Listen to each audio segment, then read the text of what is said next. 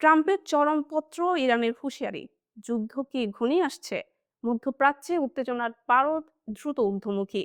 মার্কিন president Donald Trump ইরানকে তাদের পারমাণবিক কর্মসূচি ও ব্যালিস্টিক ক্ষেপণাস্ত্র ইস্যুতে নতুন চুক্তিতে আসার জন্য 10 থেকে 15 দিনের সময়সীমা বেঁধে দিয়েছেন। এই ঘোষণার পর থেকেই অঞ্চলে যুক্তরাষ্ট্রের নজিরবিহীন সামরিক সমাবেশ শুরু হয়েছে। সমর বিশ্লেষকদের মতে পরিস্থিতি এমন এক পর্যায়ে পৌঁছেছে যেখানে সামান্য ভুল হিসাবও বড় সংঘাতের রূপ নিতে পারে। মার্কিন নৌবাহিনীর বৃহত্তম বিমানবাহী রণতরীগুলোর একটি USS Gerald R Ford Atlantic পাড়ি দিয়ে ভূমধ্যসাগরের দিকে অগ্রসর হচ্ছে। ধারণা করা হচ্ছে এটি ইতোমধ্যে ওমান উপকূলের কাছাকাছি অবস্থান নেওয়া আরেকটি মার্কিন ক্যারিয়ার স্ট্রাইক গ্রুপের সঙ্গে যুক্ত হবে। সাগরে মোতায়েন গাইডেড ক্ষেপণাস্ত্রবাহী ডেস্ট্রয়ারগুলো দূরপাল্লার ক্রুজ ক্ষেপণাস্ত্র নিয়ে প্রস্তুত রয়েছে। একই সঙ্গে আকাশপথে শতাধিক যুদ্ধ বিমান, যার মধ্যে অত্যাধুনিক স্টেলথ জেটও রয়েছে, মধ্যপ্রাচ্যের বিভিন্ন ঘাঁটিতে মোতায়েন করা হয়েছে।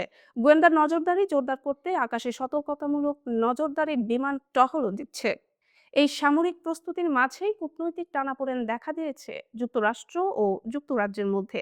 ভারত মহাসাগরের কৌশলগত ঘাঁটি ডিয়েগো গার্সিয়া ব্যবহারের বিষয়ে ব্রিটিশ প্রধানমন্ত্রী কিয়ার স্টারমার আন্তর্জাতিক আইন লঙ্ঘনের আশঙ্কার কথা তুলে ধরে সতর্ক অবস্থান নিয়েছেন। ফলে ওয়াশিংটনের কৌশলগত পরিকল্পনায় নতুন অনিশ্চয়তা তৈরি হয়েছে। অন্যদিকে ইরানও পাল্টা প্রস্তুতি জোরদার করেছে। ইসলামী বিপ্লবী গার্ড বাহিনী হরমুজ প্রণালী ও ওমান উপসাগরে বড় আকারের নৌ মহড়া চালাচ্ছে।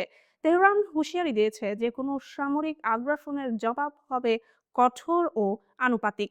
গুরুত্বপূর্ণ পারমাণবিক ও ক্ষেপণাস্ত্র স্থাপনাগুলোকে আরো সুরক্ষিত করতে মাটির নিচে কংক্রিটের স্তর ও প্রতিরক্ষা কাঠামো জোরদার করা হচ্ছে।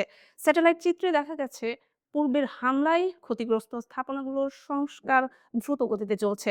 সমর বিশ্লেষক মার্ক ক্যানসিয়ানের মতে সম্ভাব্য সংঘাত হলে তা সরাসরি স্থলযুদ্ধ নয়, বরং দূরপাল্লার ক্ষেপণাস্ত্র ও বিমান হামলা কেন্দ্রিক হতে পারে। বিশেষ করে ইসলামী রেভলিউশনারি গার্ড কোরের ঘাঁটিগুলো লক্ষ্যবস্তু হতে পারে। তবে ইরানের বহু স্থাপনা গভীর ভূগর্ভে হওয়ায় দ্রুত ও পূর্ণ সামরিক সাফল্য অর্জন কঠিন হবে বলেও মত দিয়েছেন তিনি। এদিকে আগামী 28 ফেব্রুয়ারি মার্কিন পররাষ্ট্রমন্ত্রী মার্কো রুবিও ইসরায়েল সফরে যাচ্ছেন, যেখানে প্রধানমন্ত্রী বেনিয়ামিন নেতানিয়াহুর সঙ্গে গুরুত্বপূর্ণ বৈঠকের কথা রয়েছে। কূটনৈতিক পথ সংকীর্ণ হয়ে আসার এই সময়ে মধ্যপ্রাচ্যের আকাশে জমতে থাকা অনিশ্চয়তার মেঘ বিশ্ব অর্থনীতি ও জ্বালানি বাজারেও প্রভাব ফেলছে। পরিস্থিতি এখন এমন এক সংবেদনশীল মোড়ে দাঁড়িয়ে যেখানে আগামী কয়েকদিনের সিদ্ধান্তই নির্ধারণ করতে পারে সংলাপ নাকি সংঘাত।